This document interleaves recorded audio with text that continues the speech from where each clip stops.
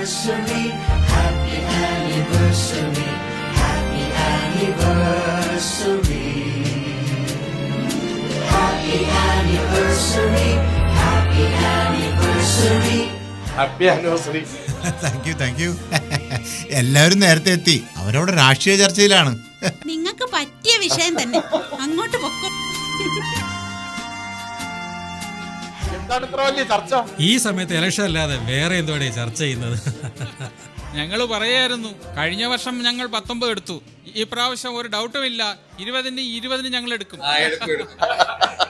കഴിഞ്ഞ തവണ 19 കിട്ടിയെന്നുള്ളത് ശരി തന്നെയാണ്. ജനങ്ങളെ തെറ്റിദ്ധരിപ്പിച്ചേ. നിങ്ങൾക്ക് വോട്ട് തന്ന ജനങ്ങളുടെ ഏതെങ്കിലും ഒരു വിഷയത്തിൽ നിങ്ങൾ കൂടെ നിന്ന. അതുകൊണ്ട് ഇപ്പോഴാ തെറ്റിദ്ധാരണ എല്ലാ ജനങ്ങൾക്കും മാറി. കഴിഞ്ഞ തവണത്തെ അബദ്ധം ഇപ്പൊ പറ്റുമെന്ന് കരുതണ്ട കേട്ടോ. അത് തന്നെയാ പൗരത്വ ബില്ല്, NIA, മുത്തലാഖ്, ഇതിനകത്തൊക്കെ യുവമാർക്ക് മതന്യൂനപക്ഷങ്ങളോട് എന്തെങ്കിലും താല്പര്യമുണ്ടോ? അല്ല സഖാവേ, ഈ ഇലക്ട്രൽ ബോണ്ടിനെ കുറിച്ച് ഇവരൊന്നും പറയുന്നില്ലല്ലോ, അതെന്താ കാര്യം?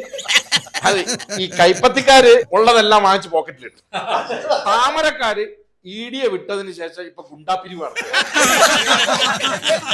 അതൊക്കെ നിങ്ങൾ പറഞ്ഞുകൊണ്ടിരിക്കും, പക്ഷെ വോട്ട് ഇടുമ്പോ നമ്മൾ തന്നെ ജയിച്ചു.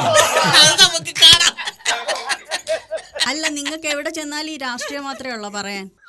എങ്ങനെ പറയാതിരിക്കും? ഒരു ഗ്യാസിന്റെ കുറ്റി നിറയ്ക്കുന്നതിനെ പണ്ട് 400 രൂപ കൊടുക്കണമായിരുന്നു. അതിനിപ്പോഴോ 1200 കൊടുക്കണ്ടേ?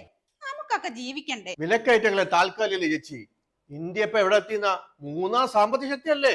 2047 3 ട്രില്യൺ എക്കോണമിയാ. ഓ, സ്വർണത്തിന്റെ വില അങ്ങ് വാനോളം എത്തി. ഇവന്മാര് ഭരിച്ച് രൂപയുടെ മൂല്യം അങ്ങ് പാതാളത്തിലും.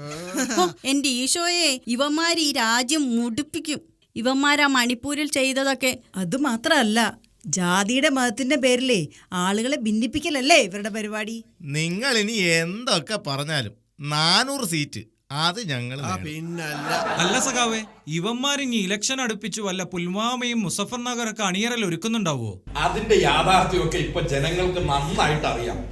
വടക്ക് ഇവരുടെ അവസ്ഥ വളരെ പരിതാപകരമാണ്.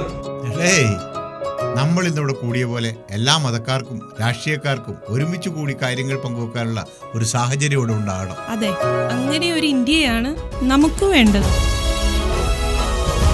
അതാണ് ഇടതുപക്ഷം വിഭാവനം ചെയ്യുന്ന ഇന്ത്യ.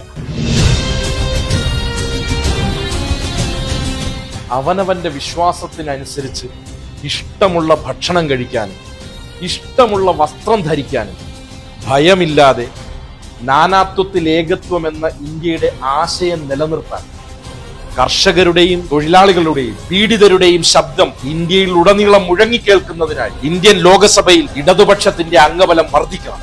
ഓരോ വോട്ടും ഇടതുപക്ഷത്തിന്